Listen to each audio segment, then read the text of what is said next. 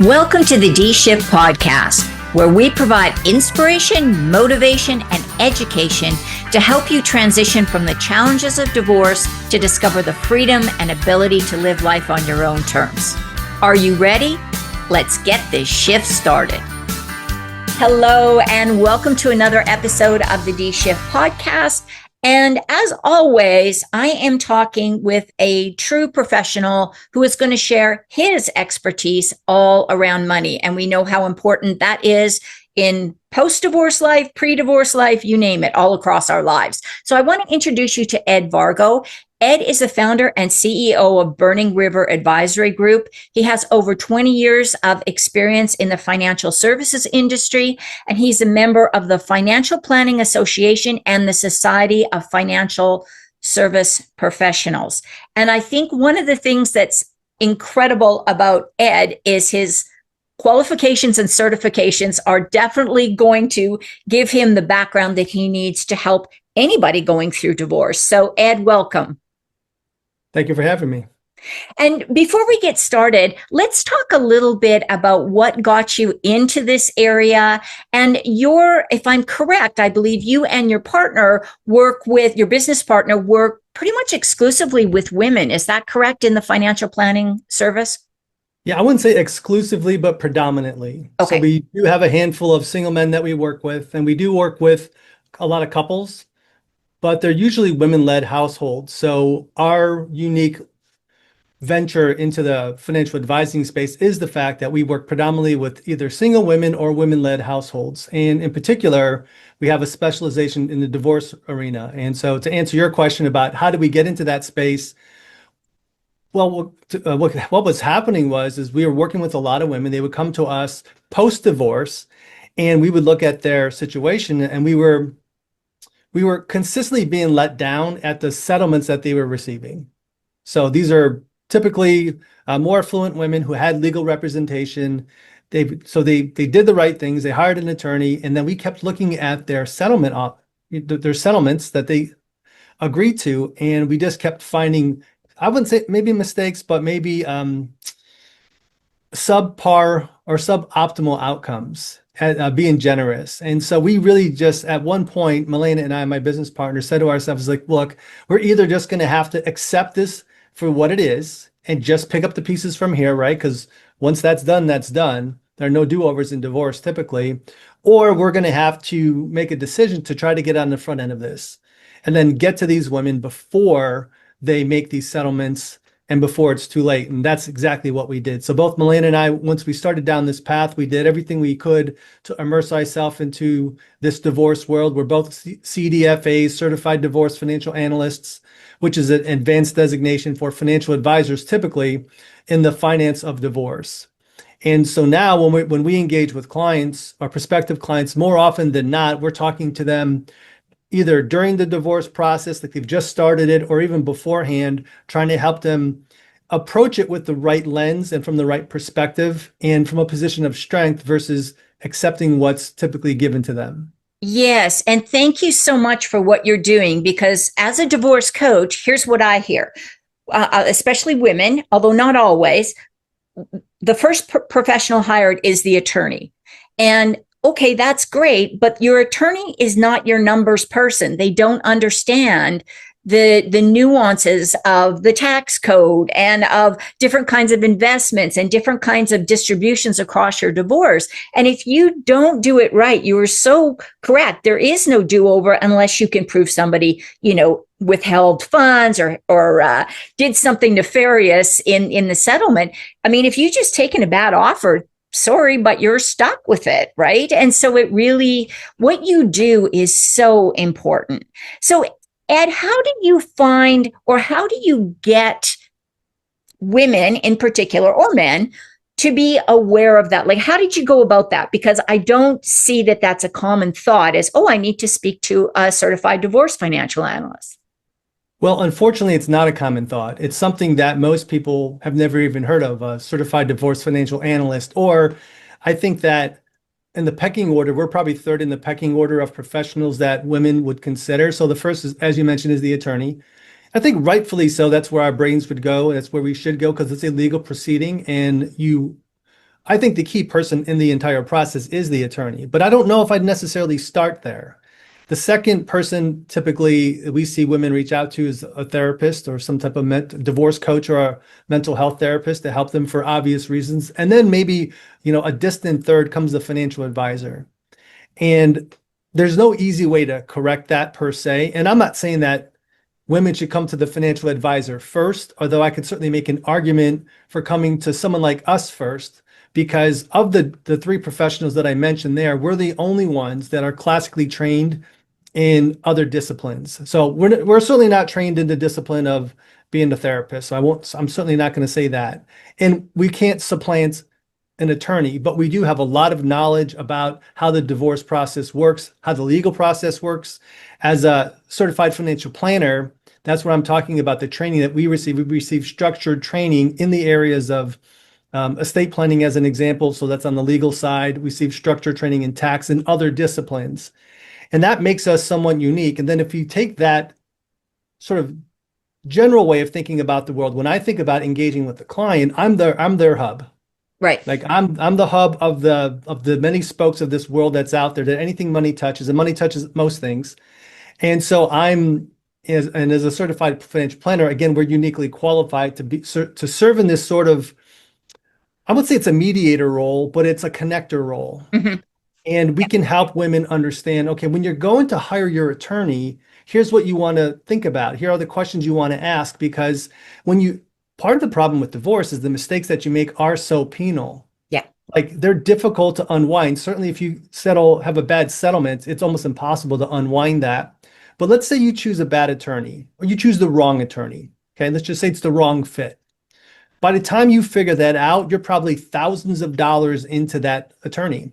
And so to unwind that mistake, yes, you can start over with another attorney, but it's going to cost you thousands of dollars to cover the same ground that you just went through because you had the wrong fit, or maybe you didn't ask the right questions. Right. So divorce is really one of those, it's difficult enough because of the subject matter, but trying to figure out how to navigate this quagmire of the legal side, the financial side, and keep your head above water mentally and emotionally is a tall order. And so I think that's the hard part of this whole thing, is how do you do all three of those things and do it the right way? Right. Well, you'll be happy to know that is the first thing I tell my clients to do before they even start looking for an attorney, is talk to a CDFA, because I really believe that if you know your numbers, that can help you choose the attorney. Because if you tell the attorney, this is kind of my ideas for how this settlement, this is like kind of my bottom line on this settlement. And the attorney goes, well, that's not the way I do things. That attorney should be out as far as I'm concerned, because as the person going through divorce, you are still in charge of the process. I mean, you've hired these professionals, and yes, there are legal parameters and financial things that can and can't be done. But if you don't know your numbers, it's so easy to get pushed around by another professional that doesn't know the numbers. And I just want to say this, the lawyers are not supposed to be financial professionals, but if you know those numbers when you're walking in the door to your attorney's office and your attorney says, I can work with that, or I'd like to work with with your financial professional to make sure that your settlement is fair and equitable, then I'm thinking that's already a check mark beside that attorney's name, and it's probably more likely a good fit for you. So I am 100% on the same page with you on that one, Ed. So I think it's an educational thing, and hopefully people listening to podcasts will start picking up on this. So that's my hope anyhow. I know that you do a lot of work with women and men around a whole bunch of different things, and we don't want to specifically necessarily focus, narrow it down on divorce today. I know you do a lot of work about helping people undo some of the damaging myths about money that we all carry around. Can you talk a little bit about that? And again, we're not going to stick necessarily to divorce, because money is going to impact your life from birth to death, right? So what are some of those myths that you see that are really common? Yeah, and there are many of them. And in the context of money myths for women, I think that's where our expertise lies. And at the end, I'll share, one of the pieces we have on this specifically about the 9 money myths that women face. But one of the major myths is that women often say is like, I can't learn money. I can't do it. And the problem with that is when you tell yourself you can't, then everything just stops right there. The ability to learn and to master this very important skill set just goes out the window. And so you either don't master it or you push it off to somebody else that maybe you shouldn't push it off to. So you put your trust in someone else. You might say, well, let's say you're married or you're in a significant relationship, and then that person raises his hand and says, oh, I'll take care of it. And most guys are willing to do that. Whether they're capable or not, and I'm not disparaging men, it's just one of our biases. We tend to be overconfident. And this has been shown in study after study. Men are overconfident when it comes to money, and women are a little bit more risk averse when it comes to money. So you add that combination of a risk averse woman when it comes to money and an overconfident man when it comes to money, and you have these polar extremes. That's why in so many households, even when the woman makes more than the man, there's a tendency for the man to take care of the big picture money, investments, taxes, maybe the insurance decisions. Are they saving into retirement accounts? And then the woman tends to take care of the purse or the checkbook, the day-to-day spending, household goods, things of that nature. And that's a real problem because where all the real action is on the building of wealth and using money to further your life ends up at the end of the spectrum, especially in the case of divorce, on the investments, and then how much money are you generating for your household, those types of things. And so there is this just general, for whatever reason, and there are some, there's a bunch of studies about this as well, but there are just structurally, there are reasons why women tend to come to this conversation and say, I can't do this with money. I can't figure it out. It's beyond me. I don't get it. Right. And again, it's a bit defeatist, and I'm not saying this in a judgmental way, but it's kind of an easy out. So it's kind of like, well, I don't get it. I just don't mesh with money. And so I'll just let my husband handle it. Right. Or I'll ask somebody else, or I'll just kind of avoid it for a while. And so that's one of the biggest ones we see. And then the other thing about money, which is interesting, is money has, there's a history with money. We all have a history with money. And I don't necessarily think this is a myth that needs to be busted. But it's important to understand that we come to our relationship with money not from where we are right now, but how it was built along the way. Like how you grew up, how was money talked about in your household? How did you engage with money along the way? And so we see this a lot in our client base. We'll have clients who have significant assets and they're just afraid to spend money, even though they know they have enough. We've told them, we've shown them, we've run all the numbers. And yet they can't, in the back of their mind, they have this money script playing that says, you got to be careful with money. You got to be frugal with money because, remember what happened to dad. Remember having a mom and dad growing up, we didn't have any money, so you don't want to be in their same shoes. And so it's important that we approach money from a neutral position. I would say from a neutral to positive lean, because a lot of times money can be thought of as in a negative way. And that is one of the myths out there, is that money, if you emphasize money, you're a bad person. Oh, yes. Right? Especially for women. Yeah. Right. If you talk about money, you must be greedy. You must be selfish. If you aspire to have more money, that somehow is a character flaw. And so imagine that. Imagine if you're teaching your daughters, right, about money, and you're saying, hey, money, don't talk about money. It's bad to talk about money. It's not okay to want more money. It's okay, but it's not okay because you might be thought of as selfish. It's a bad look. And so how does that kid grow up with her relationship with money? Could be sons or daughters. It doesn't matter. I grew up with a certain way that money was talked about in my household, not in a positive way, but you grow up with those and you carry them into your adulthood. And unless you can interject or find a way to break that inertia and change your paradigm, you're going to carry that stuff into your own decision making. And that's not a great way to engage with money, is when you're telling yourself, I'm a bad person if I want to make more money, or it's a character flaw, or I'm being greedy, all those things. Yeah. And I was going to say, when you said that, that just triggered a thought in my head. In our family, we saved. My dad didn't believe in credit. We had to save for everything we bought.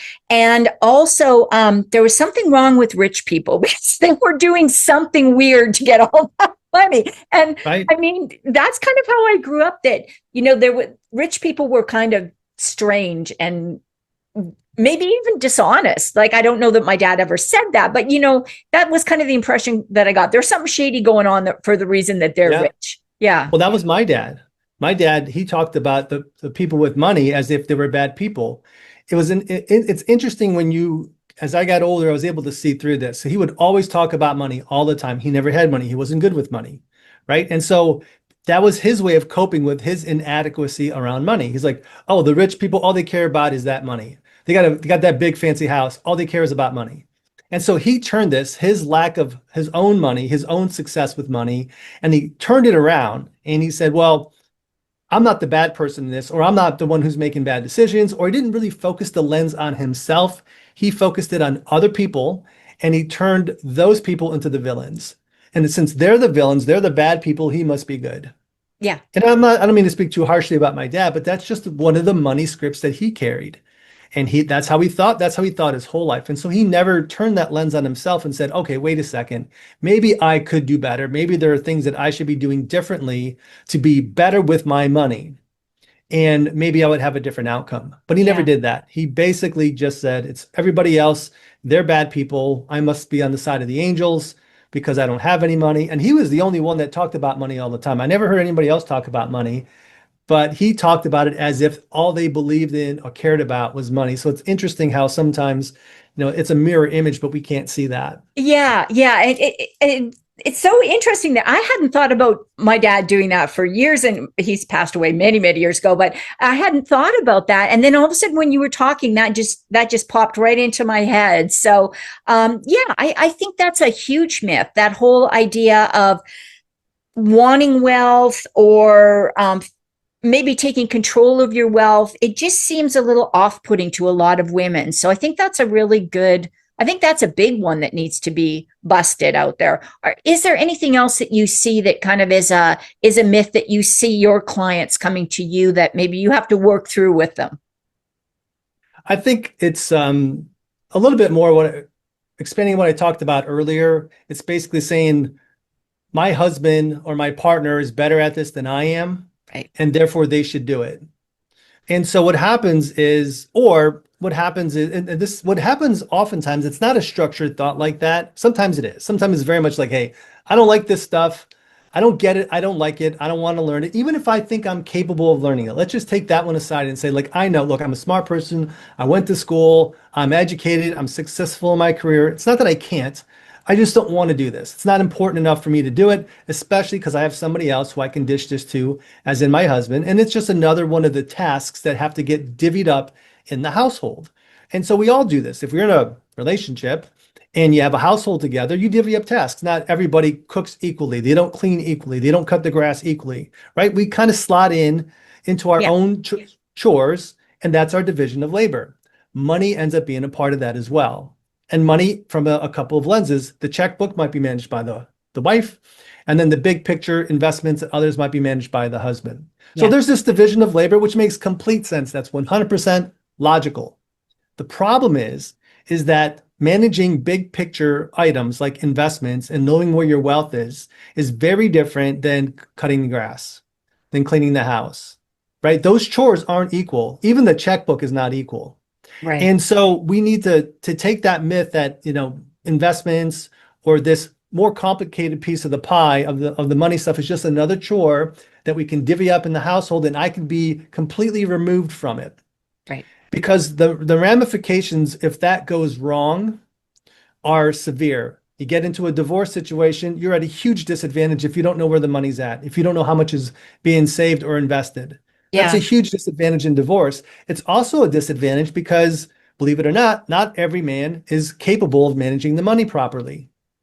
I'll keep my comments to that. Okay. The reality is, if there's no checks and balances, if there's no questions about what's going on with the money, I don't know if you've heard of the term financial infidelity. I imagine you have. Yes.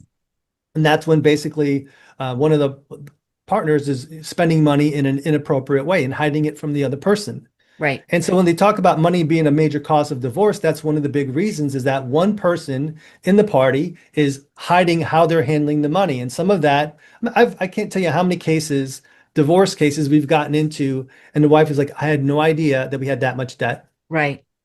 Right. I had no clue. Yeah. And I was going to say, because I'm reaching that age and I've actually had this happen to me, if your spouse passes away and you've never dealt with the money and you don't even know where it is, even if they've got a will, they're not probably going to have every single bank account and every investment. That's not going to be in there. And then you are really at a disadvantage. And it can take you years to, sort through all the stuff and go through probate and deal with all the things you have to do. Really Sure. sitting down, as a couple once a month and just going over the finances together, I'm thinking might be at least a way to start familiarizing yourself, at least with where the accounts are and what they are. Yeah, absolutely. You have to be an educated, you expect to be an educated consumer in other areas of your life, and you should be an educated consumer in this area as well. You don't have to be the lead person. You don't have to know it as well as say, your husband or your partner. But you can't be completely oblivious to it. Yeah. I mean, you can. I guess you can. A lot of people are. I certainly wouldn't recommend it, because even if things go well, that's not a great position to be in, because things change. All kinds of stuff changes in life, and you'll feel better about being a part of the decision-making process if you know what's going on. What a lot of times happens, and say it's a successful partnership, things are working just fine, but again, I'm taking it from the woman's lens. She's like, well, I'd like to really redo our kitchen. It's dated. Let's refinish this kitchen. And the husband's like, no, we really can't afford it. It's not the right time, and just kind of puts the kibosh on the kitchen. And then she's like, oh, I'd like to do something different for a vacation, like do something for the family. He's like, I don't think we can really afford it. Puts the kibosh on it. Years later, this happens over and over again. Years later, he passes away before she does, because that's normally how it goes. She finds out that they have all this money. Right. For all these years, she's been told. So they've been successful financially, right? But she didn't know it. And so it was and so she's not going to get in a fight or challenge her husband too much. He says, we don't have it. We don't have it. Right. But his lens, his money script in his mind might be like, well, what if? I mean, maybe we'll go into a nursing home and we really need this money. It's more important to have the money in case I go into a nursing home than to refinish the kitchen. And so what happens in a case like that is the person dies with all this money. And then the wife is sitting there and she's resentful, because like, we've underlived for the last 2 decades. We could have been doing so many more things to enjoy life. Now you're gone, and I've got all this money, and I don't really care because I didn't get a chance to spend it with you. Yes. So these are some of the things that happen, and it happens all too often, and you can avoid it just by having a conversation about it on a regular basis. Yeah. Ed, this has been so insightful, and I know that we could go for a lot longer on this, but believe it or not, our time is almost up already. But I really appreciate you sharing this big picture view of money, because a lot of times on the podcast, the CDFAs and other financial professionals come in and talk about the specifics around the divorce. But I really like this big picture that you've brought, because again, if you don't have the big picture, it's hard to understand why these little details in the divorce actually make a difference. And I think you've really brought that to light. So of everything you've talked about, what do you think, Ed, is the one thing you want people to remember when they take out their earbuds and go on about their busy day today? Again, I'm coming at this from the perspective of a woman. I think there's this idea that knowing about money is a nice to do if you're a woman. And I would completely turn that upside down and say it's a must do. It is a survival skill. If you really want to be empowered, if you really want to be in control of your life, and again, you don't have to dominate the space. It doesn't have to be I as the woman, hear me roar kind of thing when it comes to the money, but you have to be an equal, or at least a willing partner in the conversation. And it's even more important for the younger generation. I have 5 daughters myself, and this is what I'm telling them. I'm basically saying, look, you need to be in control of your money. You need to understand what's going on. You don't have to have all the answers if it's not this doesn't really excite you, but you need to find someone who can find another professional. I know I'm biased when I say that, but find the right type of professional to engage with on your own terms, who can work with women and who understands how to think about money in the way that women do. That is a challenge. I know our financial industry is not always the best at engaging with women in the way they want to engage with money. So it can be a little bit challenging, but it's certainly worth it. It's not a nice to do. It's a must do. Yeah, that is great advice. Ed, I'm thinking we need to invite you back and have another conversation maybe about how to choose the right financial professional, because I don't know that we've covered that topic either. So, Ed, thank you for sharing everything. If people do want to reach out and want to learn more about what you do or work with you, what is the best way to do that? Yeah, we actually have two companies, and the one you introduced me the one you mentioned in the introduction is Burning River Advisory Group. That's our wealth management business. So that's a traditional sort of one-on-one financial advisor relationship where we're looking at everything across the full spectrum for women. Tends to be for women who are or women-led households who have a bit more money, have a bit more affluence in their life, kind of figured out the money stuff, and they want a trusted partner who can help them and navigate it with them for decades to come. So it's a very intense one-on-one type of process where but we did start a sister company, and this might be news to you, called Enlighten Her. And our sister company was born out of this idea, like as a wealth manager, really to do our job in the way we do it. It's very labor intensive. We might be able to, we're two financial advisors and a full staff. We might be able to work with 2 to 220 people. That's it, 200 to 220 households. So they get great advice, I would like to think anyway, but we have all this knowledge, years of experience, and yet we can only share it with a couple hundred households. And so we started Enlighten Her to try and take the knowledge that we have and bring it out to the masses. So Enlighten Her is a financial education and coaching company. We're pretty much brand new. We're just getting out there. We did put out a divorce navigator program, which is about how to help women get through the divorce process when they're in the early stages or just contemplating divorce. We're in the process of building out some guides and some courses for women who are starting out. So let's say you're a first professional, just getting out to the workforce. So, and like my daughters, like that's the lens that I view the world from when it comes to, young women in money. And then you mentioned this earlier about a woman starting over. She's lost her husband perhaps, and she's got to start over for the first time. So we're building out some guides on both those topics, starting out or starting over. And you can find us on enlightenher.com. Ton of good material there. Most of it's free. And we're continuing to build out that business and that partnership. And it really is I would call it our advocacy arm of what we're doing. Oh, I love that. And thank you for that. I will certainly make sure that gets in the show notes, because financial literacy at any stage of life, man, woman, child, I just think it's really important. And thanks for all you're doing. And thank you for sharing all your expertise and knowledge. This has been, I've learned things today. So thank you very much for being here and sharing with us. Well, thank you very much for having me. I appreciate it. Oh, you are welcome. And thank you, everybody, for listening in to this episode of The D Shift. If you got some questions, ideas, or thoughts, send them my way, and I will make sure they get to Ed, and he will be able to get in touch with you. Take care. Thanks for listening and supporting the D Shift podcast. If you would like to attend live trainings by our amazing guests and have a chance to ask questions and get answers from our experts, join the D Shift crew. For more details and to sign up, head on over to www.divorcecoachforwomen and click on the podcast page.